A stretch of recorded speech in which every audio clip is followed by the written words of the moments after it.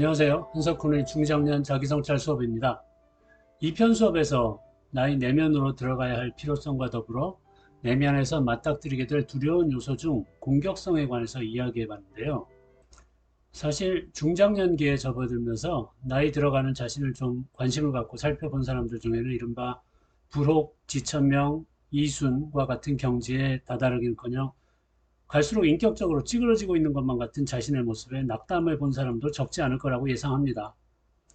내가 이 나이 먹고 이 지경이 될 거라고 젊어서 상상이라도 했나요? 뭐 남의 얘기가 아니라 바로 저 자신의 얘기이기도 합니다. 스스로 인격적으로 부끄럽다고 하는 사람이 감히 인격의 성숙에 관해서 수업을 한다니 기가 막히다고 하실지도 모르겠는데요. 뭐 한술 더 떠서 저는 대학에서 우리의 교육자들을 지도하고 인성교육의 길까지 안내를 하고 있습니다. 뻔뻔하다고 보실지 모르지만 바로 제가 저 자신의 부끄러운 흠결들을 잘 파악하고 있기 때문에, 또는 그에 대해서 세상에 공표하는 걸 두려워하지 않기 때문에 제가 후학을 지도하고 인성교육에 관해서 조언을 할 수 있다고 믿습니다. 나는 부끄러운 인격에도 불구하고 세상을 향해서 내가 할 수 있는 만큼 내 몫을 하겠다는 겁니다. 이게 저로서는 죽을 때가 돼서 안 하던 짓을 하는 걸지도 모르겠습니다. 아무튼 지천명과 이순이 되도록 내가 부끄러운 인간인 이유는 내가 처리하지 못한 내적 흠결을 갖고 있기 때문인데요. 내가 자의식으로, 이성적 판단으로, 의지로서 통제하기 어려운 내적 요인들이 내 안에 도사리고 있단 말입니다. 그 중에 대표적인 것이 공격성과 성욕이라고 할 수 있겠습니다.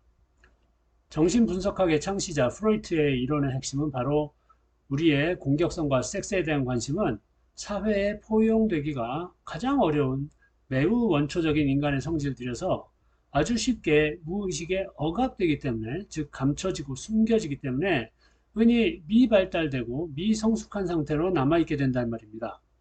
단순히 말해서 우리는 자신의 깊은 속을 잘 알 때 그것을 개선할 수 있는 데 반해서 자신의 깊은 속을 모를 때 그것을 악화시킨다는 말이 되겠습니다. 내가 인식하지 못해서 무의식에 억압된 성질, 감정 등등을 심층 심리학에서 콤플렉스라고 부르는데요. 이 콤플렉스들 중에는 우리가 세상에 갓 태어난 아가 때부터 형성된 것들도 많습니다. 그러니까 엄마 젖 빨고 기저귀 때는 훈련받던 시절에 쌓인 유치한 감정이 늙은이의 무의식 속에도 고스란히 도사리고 있는 경우가 있단 말이죠. 이 표는 제가 매우 존경하는 정신분석학적 사상가 에릭슨 선생이 70년도 더 전에 제시한 유명한 인간 발달 단계론을 요약하고 있습니다. 이를테면 인간이 아가 때, 영유아기 때 자라나면서 다소간의 불신, 수치심, 죄책감 등을 처리하지 못한 채 무의식 창고에 쌓아두게 될 수가 있는데요. 이렇게 무의식 깊은 곳에 가라앉아 있는 성향이나 감정은 나의 이성적 통제 밖에 있기 때문에 나도 모르는 찰나에 갑자기 튀어나와서 나를 엄청나게 당혹스럽게 만들기도 합니다. 이렇게 자기 통제력을 잃는 일이 빈번한 사람은, 그래서 늙어서도 자신의 부정적 감정이나 욕망을 제어하지 못하는 사람은 결코 자신의 인격이 성숙해졌다고 믿기 힘들겠죠. 자, 분석심리학의 창시자 칼 융은 이런 식의 말도 했습니다. 새로운 나를 발견하지 않고 지나가는 해는 한 해도 없었다. 여러분은 작년에 새로운 자신을 발견한 것이 있습니까? 잘 생각해 보세요. 매년 나타난 자신의 새로운 면모들을 헤아려 보는 게 깊은 자기 성찰과 뭐 다를 바 없습니다. 우리가 한두 해 간격으로 자신의 변화를 알아내기는 어려운 일이지만 10년, 20년 간격이라면 변화가 눈에 띌 수 있습니다. 저처럼 60년 넘게 살아본 사람이라면 그 세월 속에 자신의 변화를 감지할 수가 있습니다. 에릭슨의 8단계 인간 발달 단계론에서 엿볼 수 있듯이 우리가 3, 4, 5단계 어린애였을 때는 우리가 나중에 어른이 돼서 이런 성격과 이런 능력과 이런 개성을 가진 존재가 되리라고는 상상도 하지 못했었죠. 그래서 이 지경이 될 줄은 전혀 몰랐죠. 저도 평생 공부한답시고 책 읽고 글 쓰고 뭐 가르치는 세월 끝에 이렇게 밴댕이 소갈딱지 심성에 찌질하고 이기적이고 한심한 초로의 남자가 될 거라고는 상상하지 못했습니다. 그러나 저희 평생의 공부와 나름의 수양이 폭망했다고 믿지는 않습니다.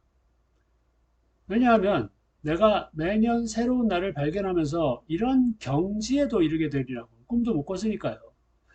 저는 부끄러운 인격적 흠결을 잔뜩 안고 있는 사람이지만, 뭐 동시에 어렸을 때는 상상도 못했던 이해력과 포용력과 소망을 품게 된 인간이기도 합니다.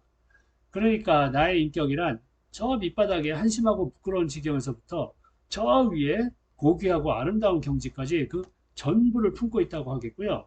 따라서 나의 인격의 그 스펙트럼이란 어마어마하게 넓고 크다고 하겠습니다. 나만이 아니라 모든 인간의 인격이 그러하다는 말씀입니다. 스스로 잘 보지 못해서 그렇지. 우리의 인격의 엄청난 범위를 알지 못하고 보지 못하고 외면해서 오직 조그마한 부분에만 치우쳐서 그것만 평생 부여잡고 살았을 경우에 우리의 진짜 주인은 참된 나는 용심력적으로 자기는 또는 나의 영혼은 아니면 내 안의 신성이나 불성은 그런 쬐그만 삶을 매우 탐탁지 않게 여기는가 봅니다. 그래서 1편 수업에서 언급한 에난티오드로미가 일어나는 것이겠죠. 내가 살아내보지 못한 그 부분이 솟구쳐 오르는 대극의 전환 말입니다.